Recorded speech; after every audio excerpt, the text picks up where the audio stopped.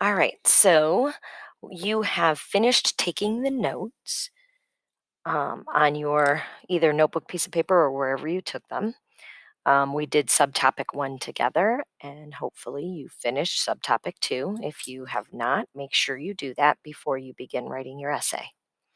So today we are going to talk about the hook. If you look at your informative essay here, your introduction, we already have the thesis.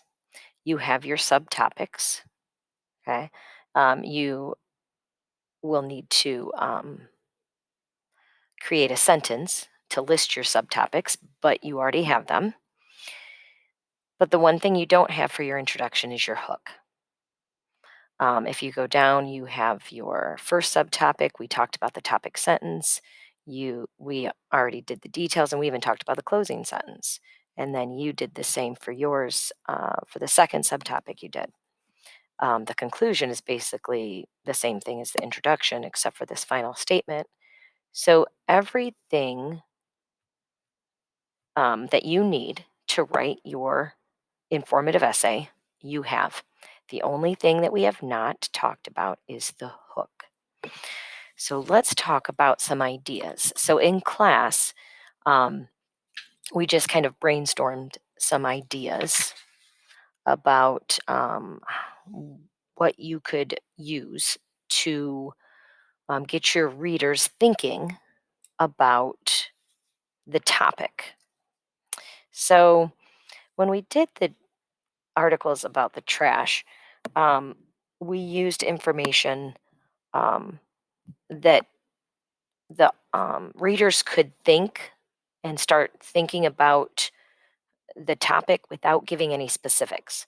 So we talked about how bad the trash problem was, and we made it personal to them. Like, do you know how much trash you throw away? So we didn't give any specifics with our essay. We just got them thinking about the topic. So, what kind of topic do we have with, with this essay that we're doing? Well, let's see. What do both of these have in common? Well, they're both folk tales, right? Myths and folk tales are the same. So you could possibly get them hooked by like just introducing what let's see, I'm going to label this so you can actually see it also and not just hear it. I know I'm a visual learner, so I like to see the ideas. Um, so, one way that we could hook our readers, right, is to get them thinking about the topic of folk tales or myths. Okay, so I'm going to put that folk tales, myths. Okay, well, if we're going to do that, we're going to have to let them know what a folk tale is or a myth is, right? So, what is a folk tale? Well, it's a story, right, that is passed down um, through word of mouth, you could say, or maybe orally. Orally means that you're speaking it. So, in other words, myths or folk tales are usually stories that people tell over and over again.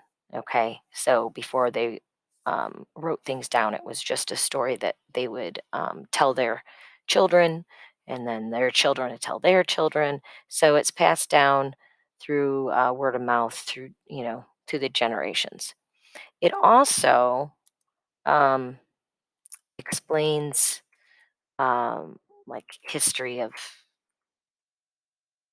people, or explains the I don't know, explains the early history of people, or how how everyday things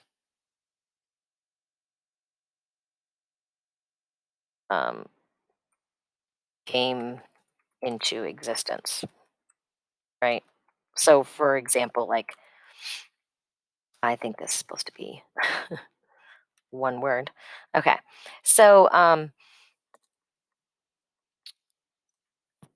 so in other words, like it in our two stories, it explained how fire came to be, right? H- the first one, it explained how fire was, how now we can make fire through trees, right? There are other folk tales that or myths that explain how the moon got into the sky, or okay, different things like that. So you could start off by just asking the question, do you know what a folk tale is? Or have you ever read a folk tale? Or do you enjoy reading folk tales? Something like that. And then go into explaining what a folk tale is.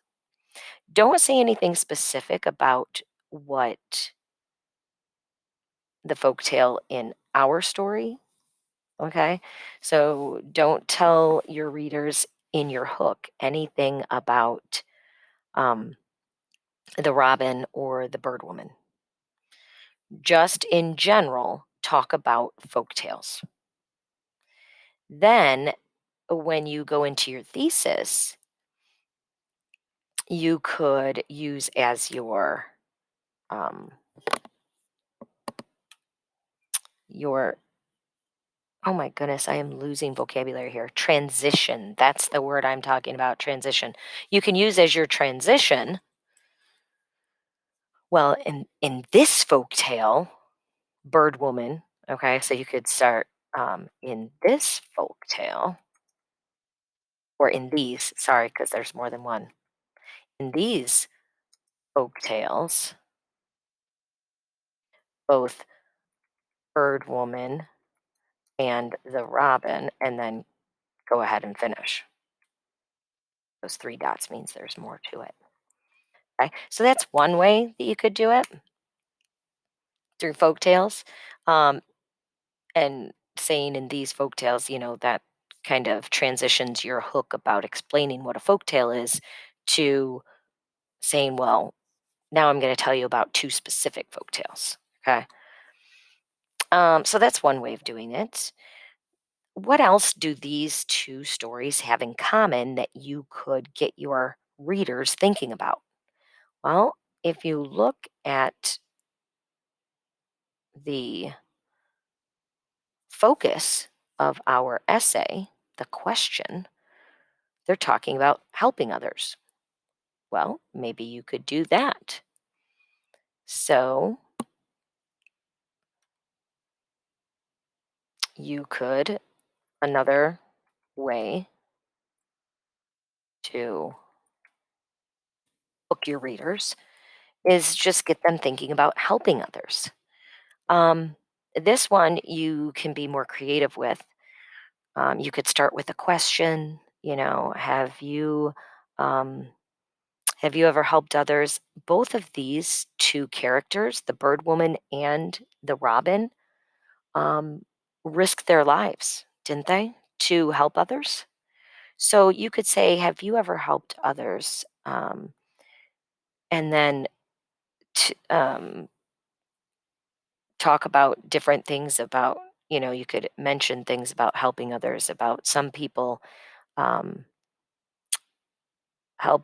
some people put themselves in danger even to help others, something like that, or make a statement about how um, people can sacrifice their time or their even their safety for in order to help others or something. So you kind of make a statement with that, and then the transition could be um, same thing. Oops, hmm, sorry. The same thing in these two folk tales. I said, say I like in these two folk tales, and then you're going to say both bird woman and the robin helped others. So you're already the transition is already there. You just are letting them know, now I'm talking about a specific story in where two people helped others. So the transition is already there because you're going to say both Bird Woman and the Robin helped others. So you already have the helping. So those are two ways. If you come up with a different way, by all means, go ahead. These are two ways that we came up with in class. What you need to do is you need to think of something that both of them have in common that you can get your readers to think about without doing any specifics of the story. Okay, remember the hook is just getting your readers thinking about the topic without mentioning anything specific in the story, any of the details that happened in your stories. All right. Well, I think that's it. So, what you're going to do now is you're going to go to Google Classroom and notice I have not posted it yet, but it will be posted by the time you watch this video. You're going to go to Google Classroom and you're going to go to informative essay, uh, and then you are going to create a document and you're going to start writing your essay. It should be at least 4 paragraphs long. Oops. Let me go into it so you can see. So I put the question up here to remind you. Then I gave some directions. Create a doc to complete your essay. Use your notes that we took in class or for you online to write this essay. Your essay should be 4 paragraphs. Use the rubric attached to make sure you have included everything you need. So you can open up this rubric and look at it to make sure that you have everything. This is worth 30 points, so this is going to be a major grade this quarter. Um, you're going to do the same thing that you did with your narrative, where we're going to spend a couple days doing the rough draft, and then you're going to go back and you're going to revise it and change things to make it more clear, and then you're going to edit it. As we get to that point, I, of course, am going to have those checklists. I will provide those checklists for you, and you will have to use your family to be your peer editing. Okay, but I'll explain more of that as we get into it. Um, and this is going to take a while for us to do, so I'll. Yeah, I can't remember when you come back, but I'll have to look at that. Who knows? It might be.